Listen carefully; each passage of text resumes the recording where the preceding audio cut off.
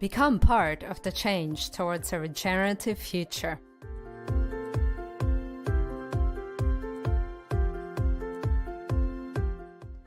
Our aim is to promote self-empowerment and educate our course participants about regeneration, so that people all over the world can redesign their communities.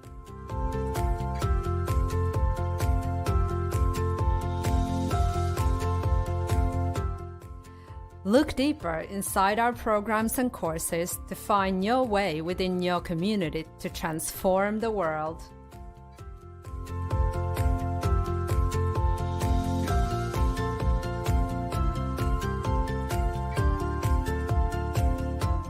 Sustainability is at the heart of all of our courses and projects.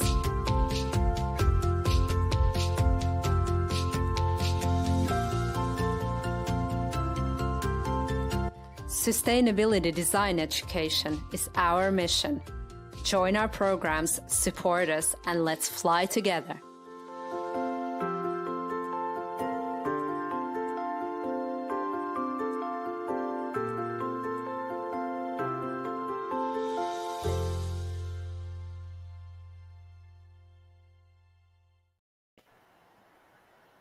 Hello and welcome everybody. My name is Silvia Di Blasio. I'm one of the e-learning coordinators at Gaia Education. And today we have this honor of interviewing Helena Norberg-Hodge. And we are basing many of our courses in some of the ideas that you have been studying and sharing all these years, Helena.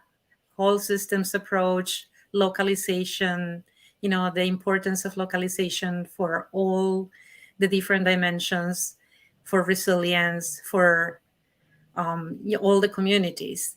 So it's an honor having you here today. And I'm going to pass to Jan, who's going to be sharing a little bit more about our interviewee today. Jan, go ahead.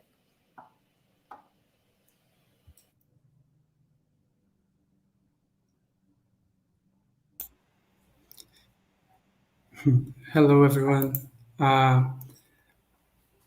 was just checking about the audio. I think I had something wrong, but do you hear me well? We can hear you. Yes, we can hear you perfectly. Yes, go ahead. You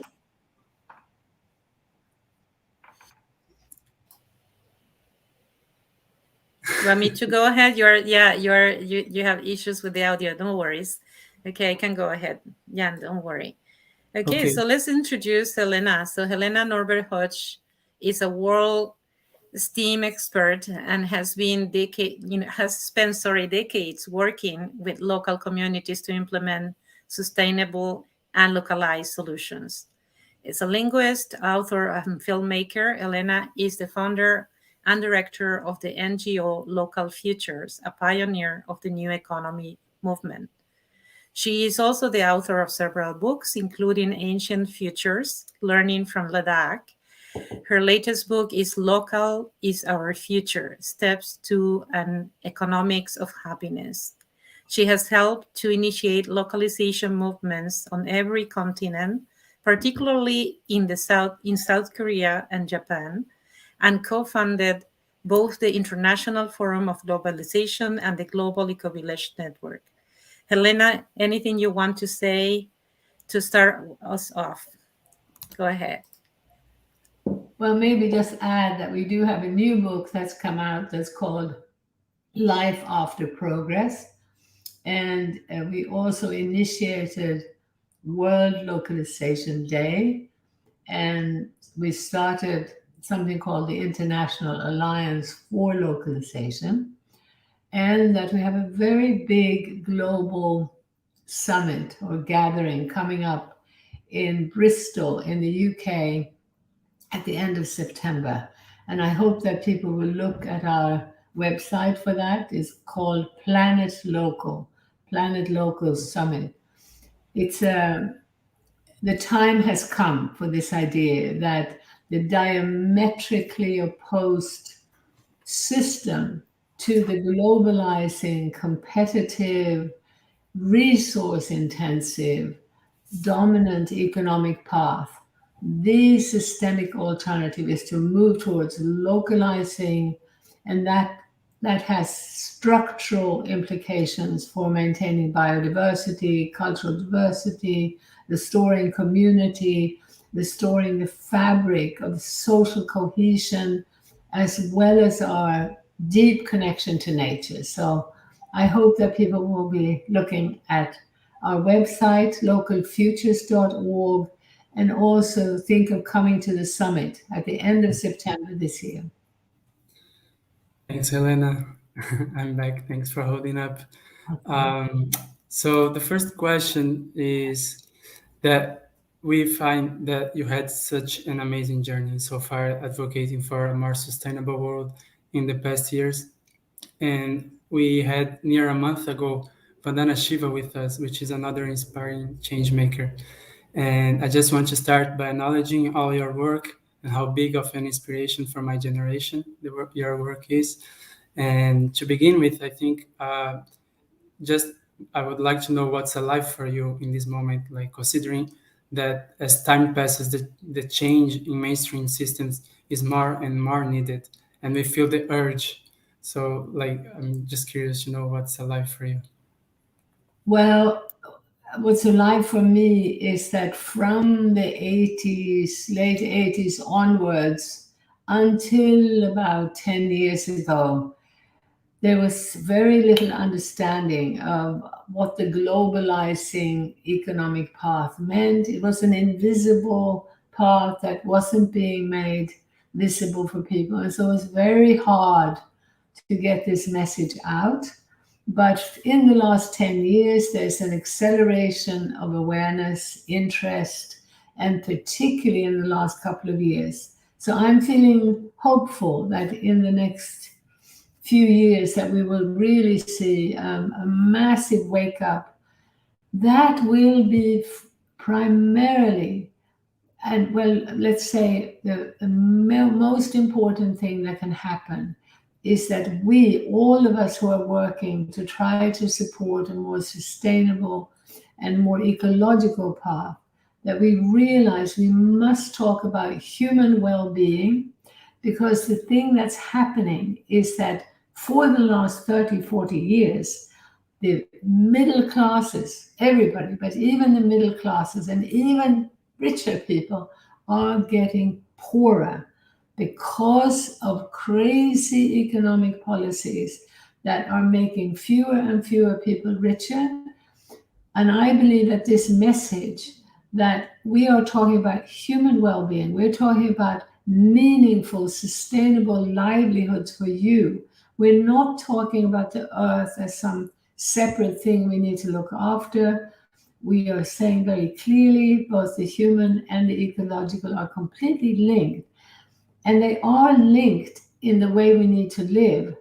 But maybe the most important message is that the dominant economic system is destroying our jobs, making most of us have to work harder and harder just to put food on the table, just to have a roof over our head and basic education and healthcare. Just for that, everybody is working much harder. And we're talking even in the 90s, Juliet Shaw wrote a book about how the average American was working 1 month more per year just to stay in place. And another colleague of mine, Richard Douthwaite, wrote about the UK, showed the same thing, writing a book called The Growth Illusion. So if we can get this message across, please, please wake up. Because as you get poorer and poorer, and your poverty is not just financial, it's time poverty. And with that comes emotional poverty. With that comes depression, aggression, attention deficit disorder, autism. We are really going in a direction that is trashing humanity. So let's link that in our picture very clearly so that we can get a massive movement to demand change in economic policy.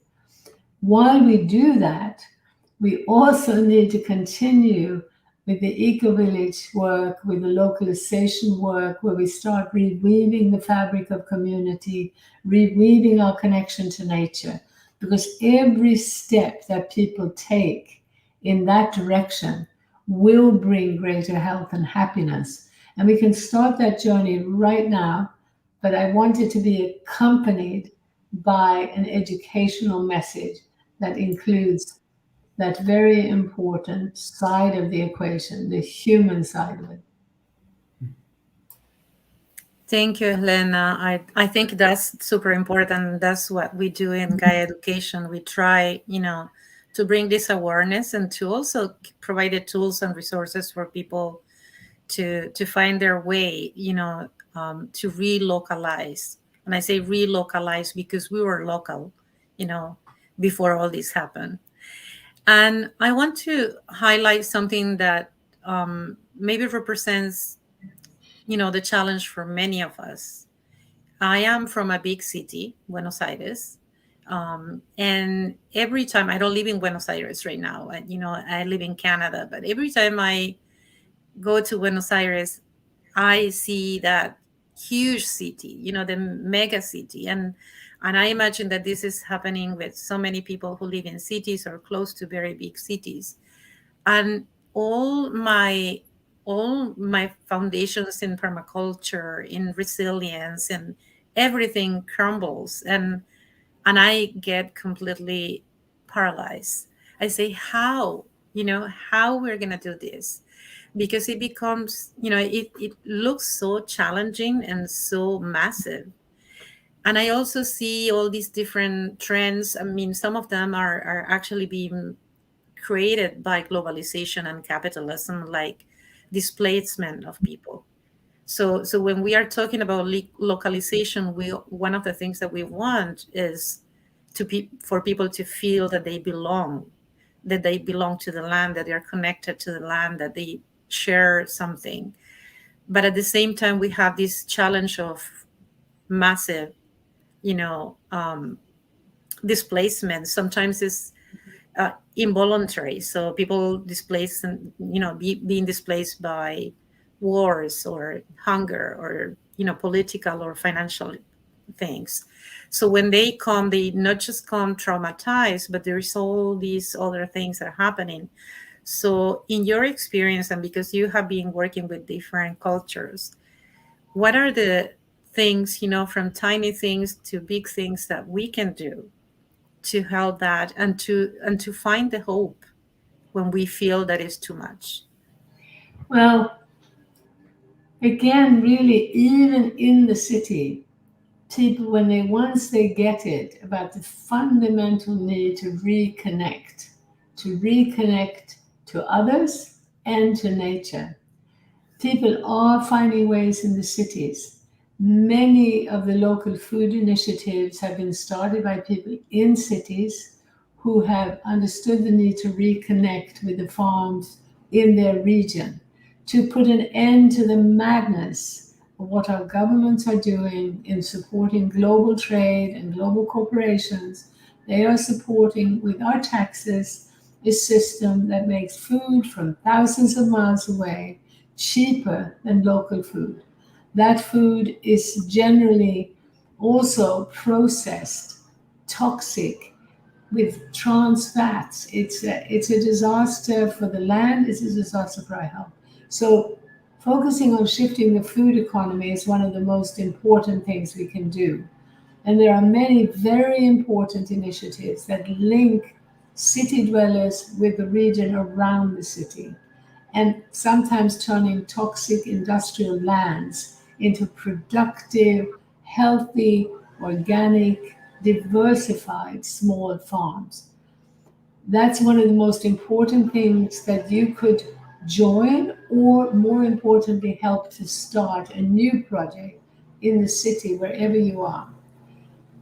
Also, as important, maybe more important as a starting point, is to try to find a few like-minded people near where you are, so that you maybe show a film, maybe show them about Gaia education or about local futures, and you try to form a group so you can change the I to a we.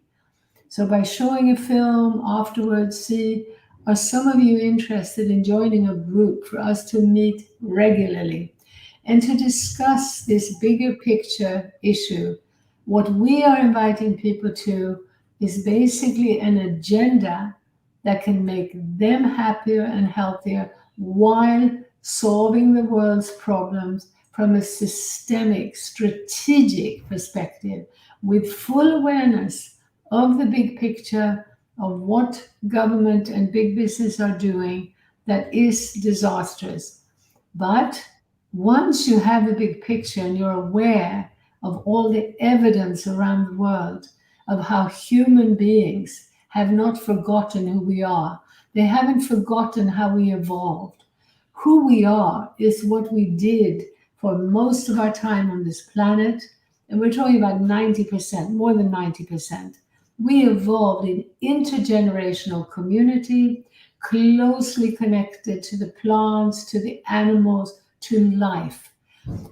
And that's why people around the world, even going against regulations, going against having been educated to believe that progress is to go into the city, is to become a one occupation, and that's who your identity is. It's to be isolated, individualized, cut off from grandparents and grandchildren. So that people are rejecting that path, even though it's very hard. Many people are just choosing to step out because deep inside, we still have the wisdom. We still have, if you like, the spiritual knowledge that goes beyond the rational mind, a deep knowing of who we really are. So that journey that we're inviting people on has a lot of evidence that humanity ultimately will find its way back home. The question is, how can you in your life right now start joining that direction that is life affirming, that is joyous, that is healthy? And how can you do that trapped in the system? Well, if you join a group and you change the I to a we, already being part of that group of like-minded people, already that will be a benefit. But also you can share tasks, to look at films, to look at writings, to even organize maybe a DIY vision quest from the city, not have to go on an expensive journey, but as a group, you might be able to organize that you all go out into nature and that you separate and have that deep spiritual experience in nature, but come together over a fire in the evening to sing together, to do the things that we did through our entire evolution. And if you do it as a group, as I said, you can both save time and money. And you can, in the city, you can benefit from all the initiatives that are there as models. There are co-op housing, co-housing models where people decide, let's decide in the city to become part of the same group. Let's share some of the expenses. Maybe we have a joint laundry. Very importantly, maybe we can share childcare. Maybe we can share care for the elderly. One of the most important examples of this is a group in South Korea called Sumisan that started with some families defending a last bit of land that was going to be developed on the edge of the city. And Seoul, South Korea, is a very soulless city. People were pushed by America into high-rise techno production and cut off from family, cut off from the land. So in this, on the edge of the city, in the city, people defended this bit of land. They then came together to start an alternative school, to start co-ops, to start a village community gathering place. In the alternative education, they knew the importance of farming, so they sent children out to learn about farming in the countryside. And the last thing I heard is that some of the families are now moving out as an eco-village to the land. But in the meanwhile, there are 20,000 people involved in this eco-village, if you like. That is very interesting because it's in the city, and the line between who is part of Sumisan and who isn't sort of is a wiggly line. This business is, this home is, this dentist, this doctor, this pharmacy are part of Sumisan, and on the other side, they belong to the bigger city. But even as part of 20,000, they are forming a sense of we, of more agency, more connection, and more control over their lives. Thank you, Helena. Well, those are many of the ideas that we share from the different courses that we have. Like, I don't know if you're familiar with our courses, but we talk about the ecological dimension, the economic dimension, the worldview dimension, which is so important, the awareness and changing inside of us, and also the social dimension. But I'm sure that Jan has other questions as well. Jan, go ahead. Yeah, thanks, Helena. Just bringing to the context of climate change that we are listening so much nowadays. So we have seen that recently movements on a large scale to tackle climate change. And I've read recently also Charles Eisenstein questioning how climate change is mainly about reducing carbon dioxide. And especially now after the latest IPCC publishing, the main movements seem to only focus on that one enemy. And I just wanted to bring that, as is so recent and we are all talking about that. I wanted to hear your thoughts. Yes, well, as you mentioned, I helped to start something called a Forum on Globalization. And Vandana, whom I've worked with since the early 80s, was part of that. And we had, from the beginning of the 90s until into about 2010, we had a group that was looking at the impact of globalization around the world. And what we were seeing was that governments were signing treaties that gave global corporations more and more wealth and power, and that they were even signing in black and white, we will not do anything that reduces your profit-making potential. Basically, what we've had is governments handing over power and wealth to global corporations, who are the ones who have determined the climate agenda.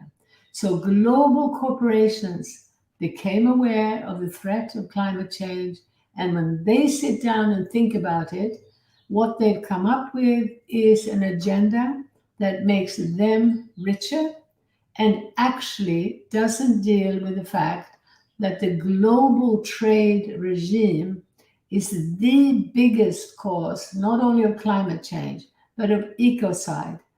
Because what people need to know is that we are literally importing and exporting the same product, that our governments have been supporting policies to have farms bigger, bigger, and bigger, and producing monoculture. Monoculture is deadly. Monoculture is not natural and therefore requires more and more chemicals, both herbicides, fungicide, pesticide, and chemical fertilizers. We know now that that's killed the soil. But what we don't know is that right now, with the climate agenda determined by big business and a narrow focus on carbon, to be able to trade in carbon, to be able to get richer from carbon, is also allowing big business to now shape the direction of the environmental movement. Big business is also the media that is now conglomerates, where the national media 20 years ago in most countries was still reporting a little bit more close to the ground, close to what people were aware of. Now the global media is dominated by global business, linked to a financial casino. We are in a very, very dangerous situation because those corporations are also helped by algorithms. And what those algorithms do is to reduce, again, just like climate's been reduced to carbon, the news is reduced to tiny sound bites, fragments, no deep holistic understanding, nothing close to the ground. So this means, from my point of view, that most people in big business are not evil people who are planning to destroy the world. But they are so narrowly focused on profit, they're so narrowly focused on life.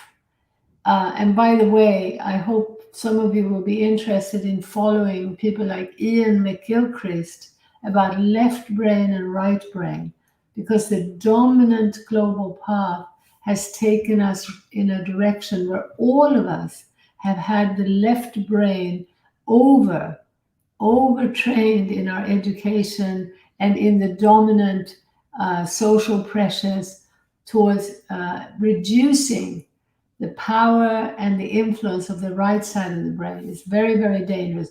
So what I'm saying is that blindly our governments have handed over the power, and that carbon as a focus is hugely counterproductive. It's part of destroying small farmers, because now we're being told that they have to be monitoring for carbon. That means now even more expensive machinery than the fossil fuel, large tractors, the chemicals. Farmers were pushed to go into debt, to borrow, to become bigger and more monocultural. We are now on the threshold of making that massively worse. And this again, Sylvia, it comes back to the cities, because the growth of the cities is entirely linked to economic policy, to the choice to fund the infrastructure for urbanization, to regulations that destroy more ecological and smaller scale ways of doing things, from farming to smaller towns, smaller cities. Our economic policies that both left and right have been promoting, have been supporting the global traders, actually from the beginning of the modern economy. And so it's very, very important that we have a massive rethinking. If we do, when we start looking at this economic trajectory, and we see, again, coming back to what I said earlier, how destructive it is for us, and how we're having to run faster and harder, and how it's destroying life, then we'll have a much, much stronger movement to not only do our eco-village work, but also to be big picture activists, to help get this bigger picture out so that we'll be singing to the same hymn sheet. So whether you're concerned about the epidemic of depression and even suicide among young people, whether you're concerned about physical health, whether you're concerned about the time pressures and the massive increase in poverty for people, whether you're concerned about climate change, biodiversity, extinction of species, death of cultures, end of democracy, whatever your issue, please link to come out with a message that it will benefit all of us if we move in the opposite direction, and that is about strengthening local economies, diversifying production, particularly on the land, supporting slower, smaller, less technology instead of more technology. I hope people have heard of a new college in England called the Black Mountains College. It's very interesting and a very, very central example of what I'm talking about. It's a college where they are relearning crafts that we need for this healthier, more localized, more ecological way of living. Thank you. Yeah, sorry. Yeah. Yeah, I wanted to address that. And there's so many things that you're saying that they're very important. Again, and I come with the challenges because I work in this. I have been working on this for many years, and Gaia Education has been doing this for many years as well, the awareness part.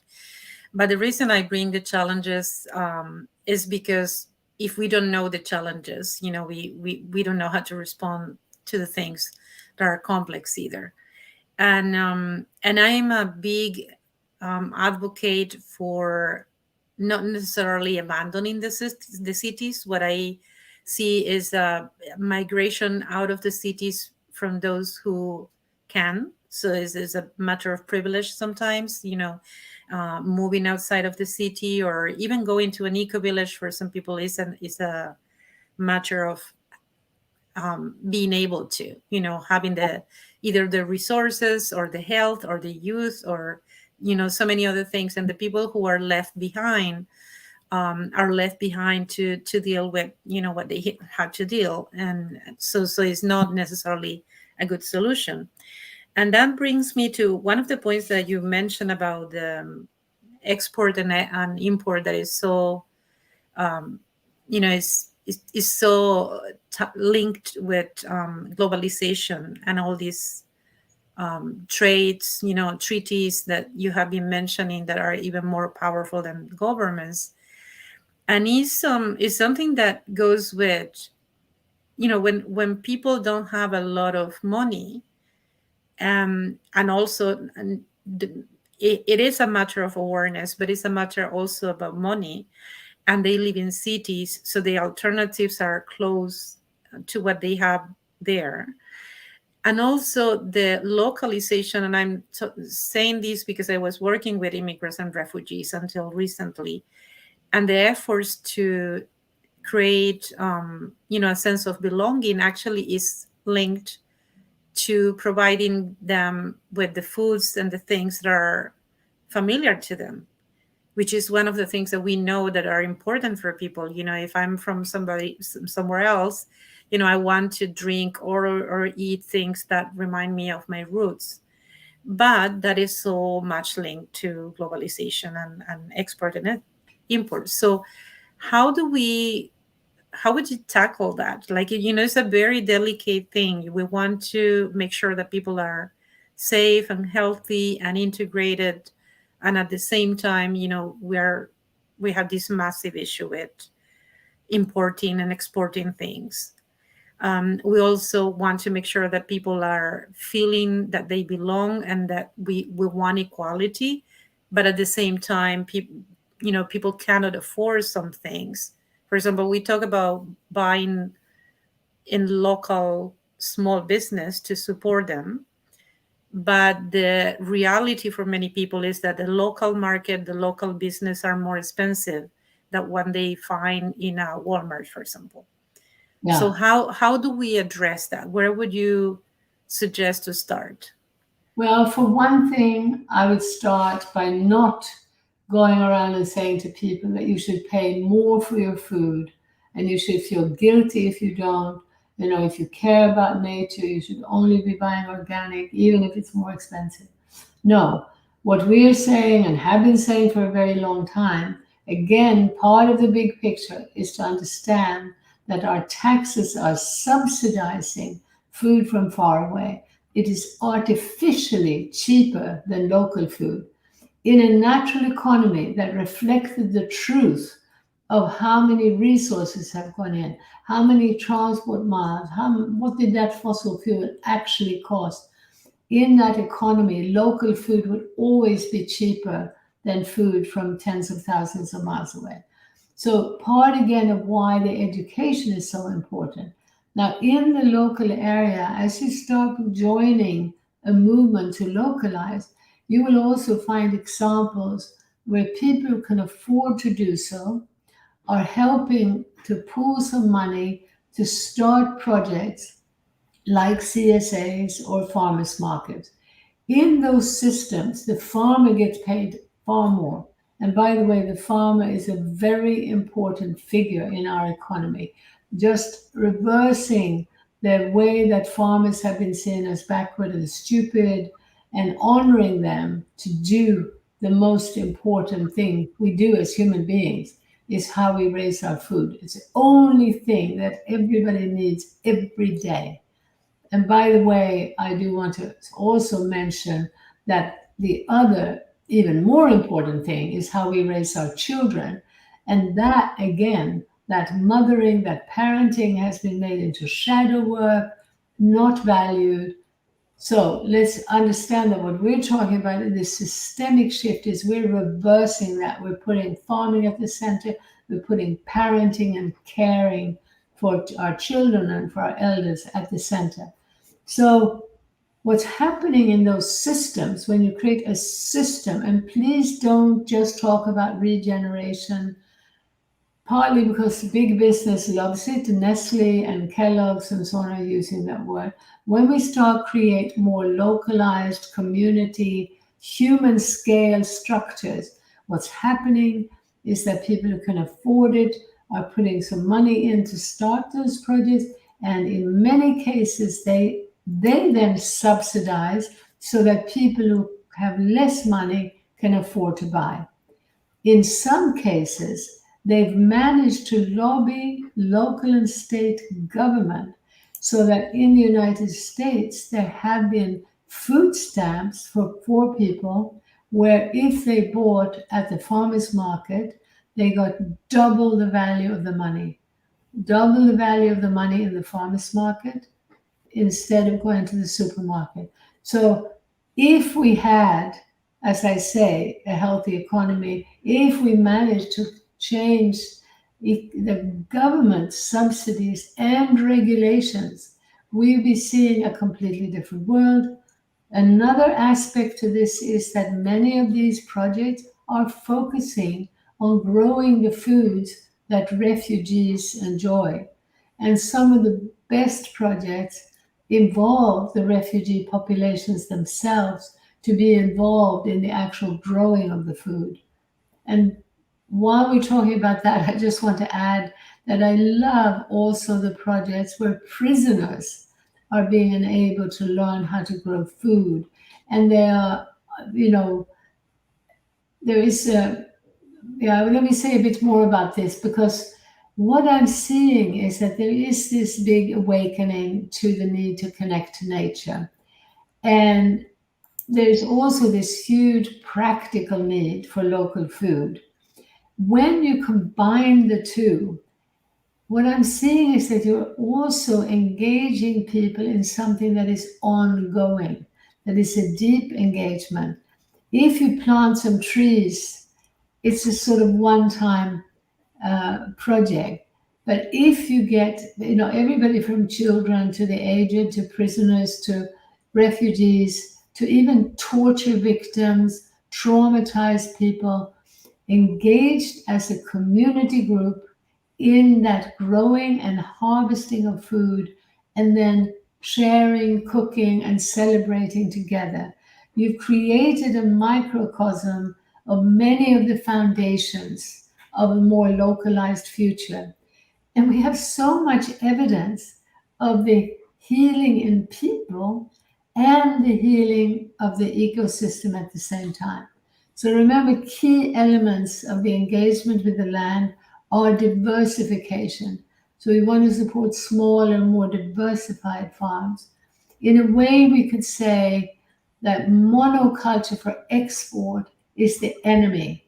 And that enemy translated into this huge system where people, blindly have ended up supporting it, but it's time to wake up. Thank you. Jan, you have a question? I heard you saying, I even wrote down big picture activism.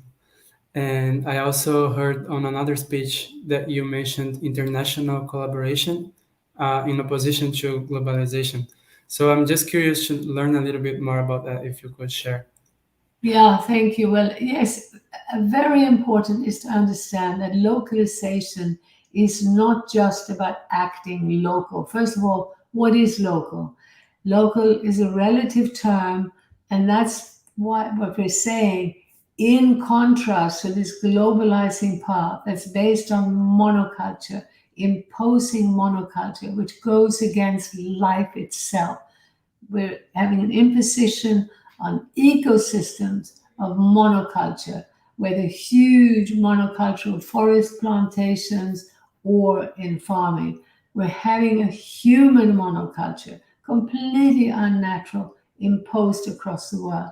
The opposite direction is localizing. One of the most important things that has to happen is that society decides to take control, to regulate global business. And that can only happen through international collaboration. And that is this, and this is why we also need to have much more international collaboration from the grassroots. All of us activists need actually to be willing to travel, to have more real experiential knowledge of what's going on the other side of the world. And tragically, the dominant narrative from corporations have been telling activists they shouldn't travel, while those promoting consumerism and promoting mass tourism are traveling more than ever, not in COVID, but until that point, and now it's starting up again, massive escalation. But in the meanwhile, exactly those people who would need to be collaborating internationally are not. And this is why EDE and Global Eco-Village Network are so important. And in our work, where, people often don't understand, how can you be promoting local and how can you be a global organization and how can you be encouraging travel? Well, I can give you many more reasons than I just mentioned why we need that international information exchange. And we do need information, but we need holistic information.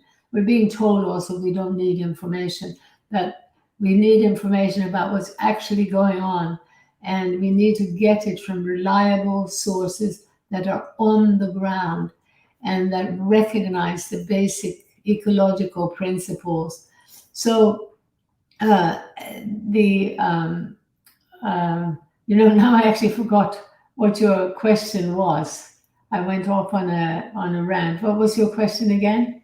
No, I think you went really well. It was about commenting on what international collaboration means and how it relates to the big picture activism. So I think we got, perfect. Okay. Thank you. We are ready to move to the questions, right, Sylvia? Yes, we're gonna move to the questions. So I encourage people who are attending to post your questions, specific questions in the chat. You can leave them there for Helena. So there's a question here: should we change from sustainability to sustaining or life sustaining? I think that would be a very good idea. Although, yes, I think it'd be a very good idea. But let's use it also in a holistic way as part of the understanding that we need to be supporting diversification on the land, not just in the soil, which is what they're pushing now with regen. We want to see above the soil, we want to see a mixture of trees that are so often needed for wind protection, that can be immensely useful for the local needs, bushes, vegetables, some grain, animals. The more mixed it can be, the more productive.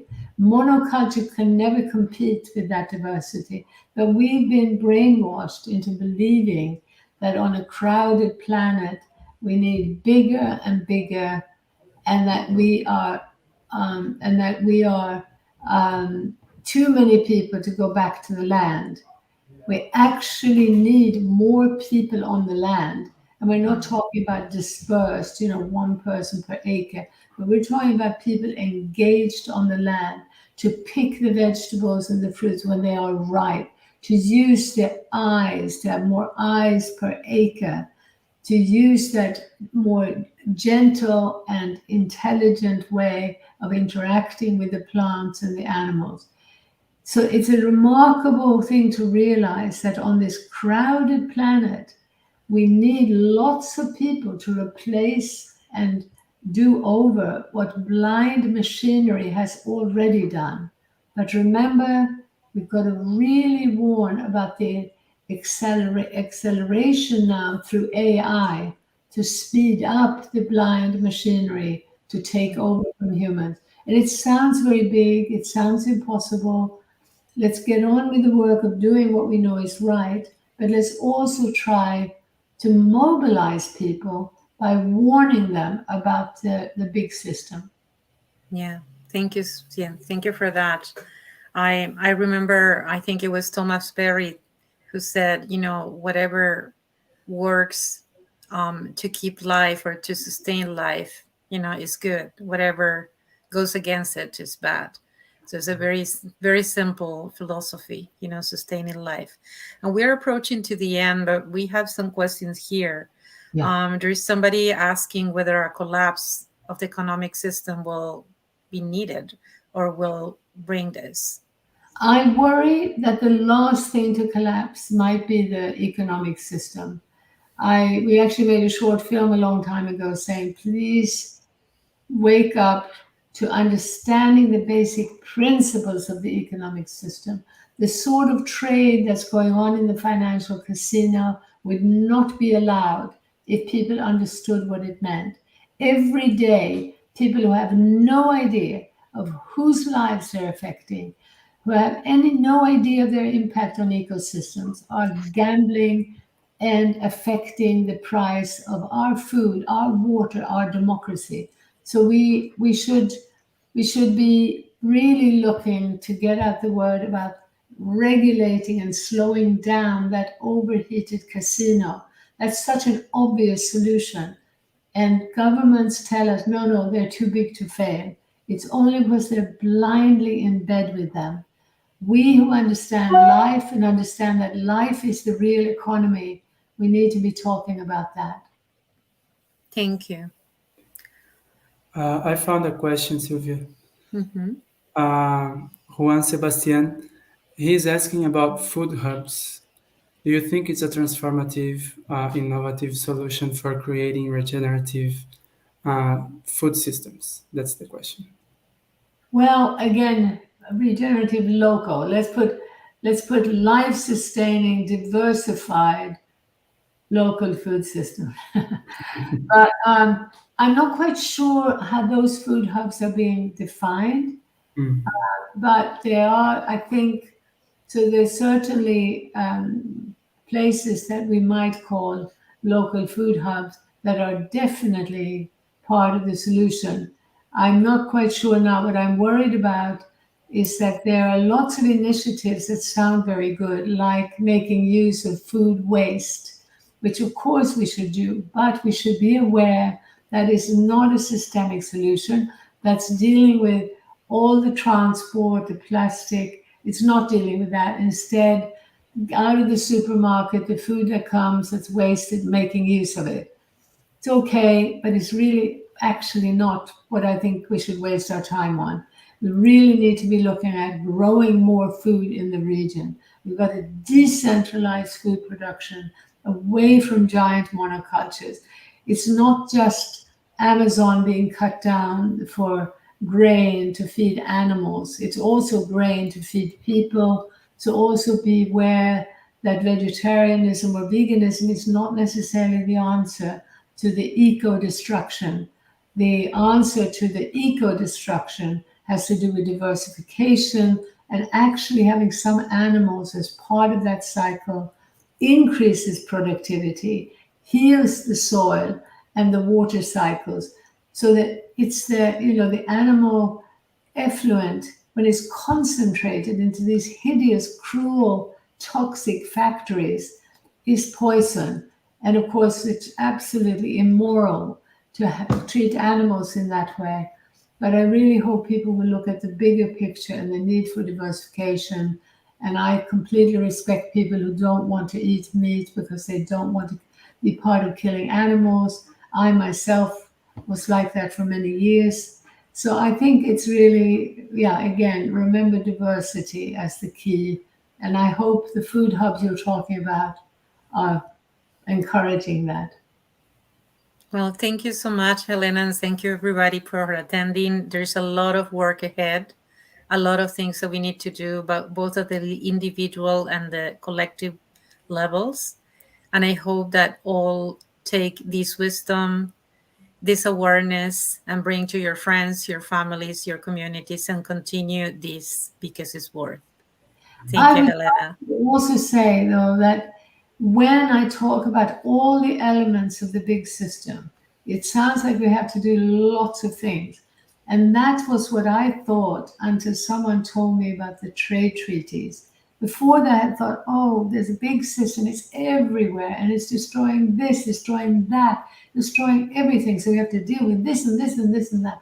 No, what we're saying is there's a very strategic arena in which we can deal with the whole big system, and it's to do with regulation, it's to do with law, it's to do with who is actually shaping the economy. That's the central area to focus on. And on the other side, there are key elements that we can focus on that will have massive benefits very quickly. And as we said, particularly local food. So please don't feel overwhelmed by looking at the big picture. Please realize that what we're saying is once you really get the big picture, you're going to feel much more empowered and much better about what you're trying to do. Thank you.